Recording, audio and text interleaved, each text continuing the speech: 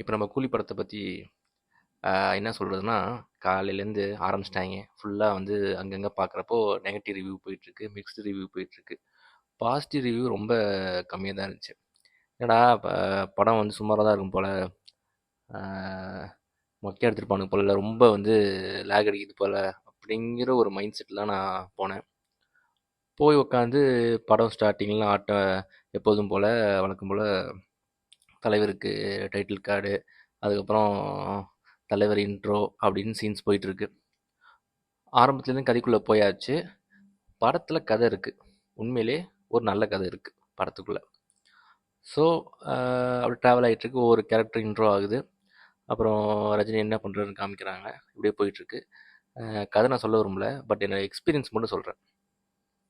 போயிட்டுருக்கு. நாகார்ஜுனா தான் வில்லன். நாகார்ஜுனா வராரு. அவர் என்ன தொழில் பண்ணிக்கிட்டு இருக்காரு, என்ன மாதிரி பிஸ்னஸ் போயிட்டுருக்கு, இப்போ வந்து ரஜினி எங்கே இருக்கார், அதுக்கப்புறம் நடக்குது ஒரு இன்சிடென்ட் நடக்குது. அதுக்கப்புறம் ரஜினி வந்து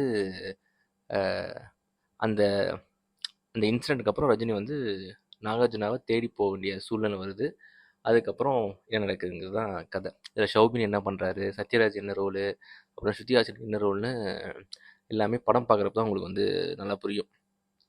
ஸோ இந்த படம் ஆரம்பித்து கதைக்குள்ளே இவங்க போய் நம்ம எல்லாருமே வந்து என்கேஜிங்காக தான் இருக்குது. ஃபஸ்ட் ஹாஃப் ஃபுல்லாகவே நம்மளுக்கு வந்து நல்ல ஒரு என்கேஜிங்காக என்ன நடக்க போகுது, என்ன நடக்க போகுது, என்ன நடக்க போகுதுங்கிற மாதிரி தான் கதை போயிட்டுருக்கு.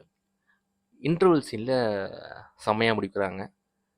எப்பெல்லாம் ரஜினியோட ஃப்ளாஷ்பேக் வருதோ அப்போல்லாம் உண்மையிலே கூஸ்பம்ப்ஸ், ரியல் கூஸ்பம்ப்ஸ். எப்போல்லாம் ரஜினியோட ஃப்ளாஷ்பேக் வருதோ அப்போல்லாம் வந்து ரியல் கூஸ்பம்ப்ஸு. சிஜி அங்கங்கே லைட்டாக வந்து ஒழுங்காக பண்ணல, ஆனால் அது பார்க்குறப்ப அது பெருசாக தெரியல. ஒன்றும் அந்த நம்ம குறை சொல்லணுங்கிறதுனா ஒன்றும் அவசியம் இல்லை. அங்கங்கே லைட்டாக சிஜி பிரச்சனை இருக்குது, பட் ஆனால் பார்க்கும்போது பெருசாக நம்ம ரொம்ப ஒத்து கவனித்து நோட் பண்ணால் தான் அது மாதிரி தெரியும். மற்றபடி அதெல்லாம் ஒன்றும் குறை சொல்கிற மாதிரிலாம் இல்லை.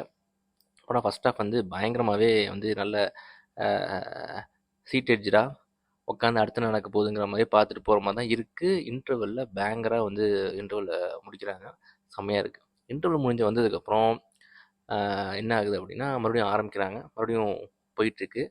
கதை வந்து நடுவில் அங்கங்கே கொஞ்சம் வந்து லேக் அடிக்குது. சில ஒரு மேன்ஷனில் ஒரு ஃபைட் சீன் வரும், அந்த ஃபைட் சீன் ரொம்ப வந்து நேரம் ஃபைட்டை பண்ணிகிட்டே இருக்க மாதிரி இருக்கும். அதே மாதிரி ஒரு சேஸ் இருக்குது, அந்த சேஸ் ரொம்ப நேரம் நடந்துக்கிட்டே இருக்கும். ஸோ வந்து இதுதான் கொஞ்சம் வந்து நம்ம லேக் அடிக்கிற மாதிரி இருக்குது, அவ்வளோதானே ஒழிய. அதே மாதிரி படத்தோட கிளைமேக்ஸும் சரி ரொம்ப அழகாக ரொம்ப சூப்பராக முடிச்சிருப்பாங்க. கிளைமேக்ஸில் வந்து தலைவரோட ஃப்ளாஷ்பேக் வந்துட்டு போகும். எல்லாமே வந்து பர்ஃபெக்டாக சூப்பராக பண்ணியிருப்பாங்க. இதுக்கு மேலே வந்து நம்ம வந்து லோகேஷ்ட எதிர்பார்க்க முடியாது, அவ்வளோதான். இதுக்கு மேலே எவனாலையுமே எதுவுமே கொடுக்க முடியாது. நீங்கள்